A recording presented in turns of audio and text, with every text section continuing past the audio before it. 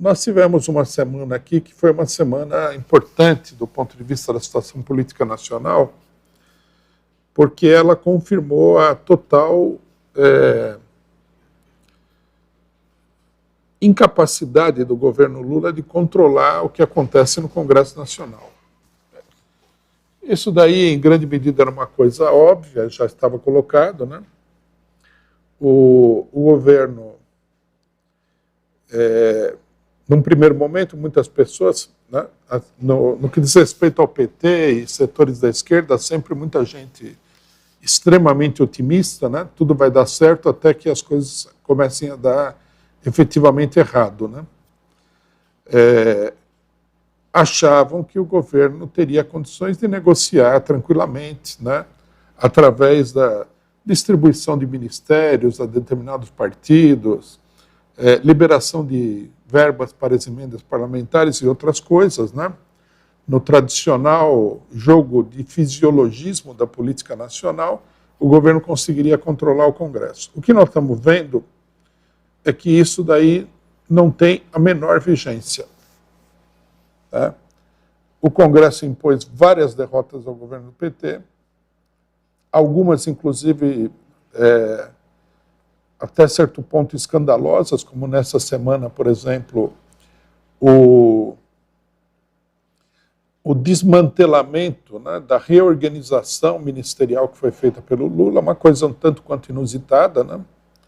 Normalmente se supõe que o governo tem a liberdade de modificar os seus ministérios e tudo mais, mas aqui o Congresso Nacional entendeu que não, né, que o governo não tem essa liberdade e que o Congresso deve interferir, né? E como o Congresso tem que aprovar, né, o projeto de lei que modificou os ministérios, ele foi lá e reprovou várias das mudanças feitas pelo governo PT. O governo comemorou como uma vitória a aprovação do arcabouço fiscal, mas essa suposta vitória, ela não tem todo esse significado, né? Nós temos que entender que o governo fez uma proposta extremamente moderada para chegar num acordo com o Congresso Nacional. Algumas pessoas falam que o arcabouço fiscal é pior do que a situação que tinha antes, isso não é verdade, não faz sentido nenhum, né? Do ponto de vista do governo do PT, fazer uma coisa dessa é um contrassenso, né?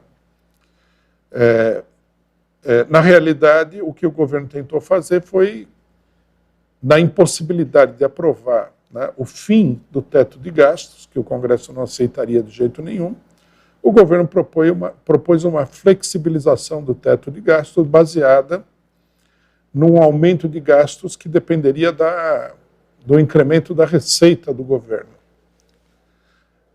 É uma proposta extremamente moderada, extremamente limitada, né, de curtíssimo alcance, mas que permite ao governo respirar um pouco no que diz respeito aos gastos. Não é uma proposta boa, né, mas, né, é importante levar em consideração que o governo não tinha condições de fazer nada melhor do que isso, porque a proposta, para ser aprovada, precisava ser negociada com o Congresso. O Congresso ainda foi lá, né, o relator da medida foi lá e piorou ainda mais a proposta. Então, é uma proposta ruim, é o que o governo conseguiu fazer, não dá ao governo uma margem de manobra muito grande, não modifica essencialmente a situação, simplesmente dá ao governo uma pequena margem de manobra para intervir na situação. É uma coisa que nós vamos ter que ver ainda, porque depende do aumento da arrecadação. Nós temos aí pela frente, né, no debate no Congresso Nacional, a proposta de reforma fiscal, quer dizer, uma reestruturação dos impostos. Dependendo de como sai essa reestruturação, se o Congresso, né, tomar a decisão de diminuir a arrecadação do governo, o arcabouço fiscal elaborado pelo governo pode ser um tiro que sai pela culatra. Vamos ter que esperar isso daí. O governo se arriscou bastante na formulação dessa política, de atrelar o aumento de gastos ao aumento da arrecadação. Nós estamos atravessando também uma crise econômica e nada indica aí que a situação vai melhorar. Isso dificulta o problema, também o problema da arrecadação. Bom,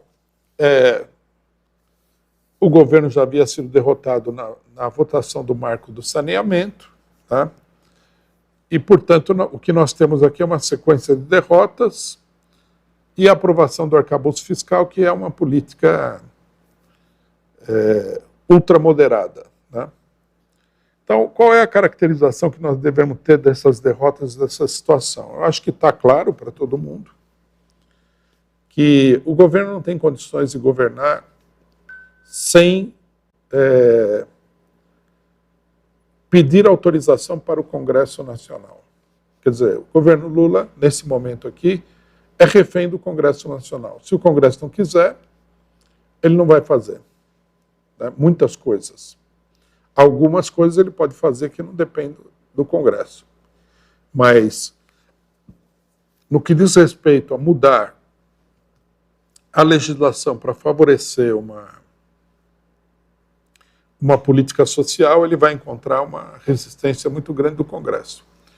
Aqui se manifesta uma coisa que nós havíamos destacado anteriormente, que é o seguinte: a negociação depende de que as pessoas tenham uma certa paridade de poder, quer dizer, que a relação de forças ela seja relativamente paritária.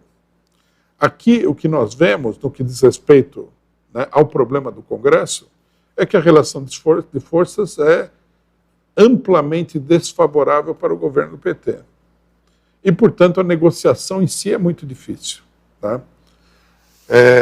No que diz respeito à mudança do ministério, o governo foi lá negociar com as bancadas e chegou à conclusão de que ele não basicamente ele tinha que aceitar o que está colocado pelo Congresso.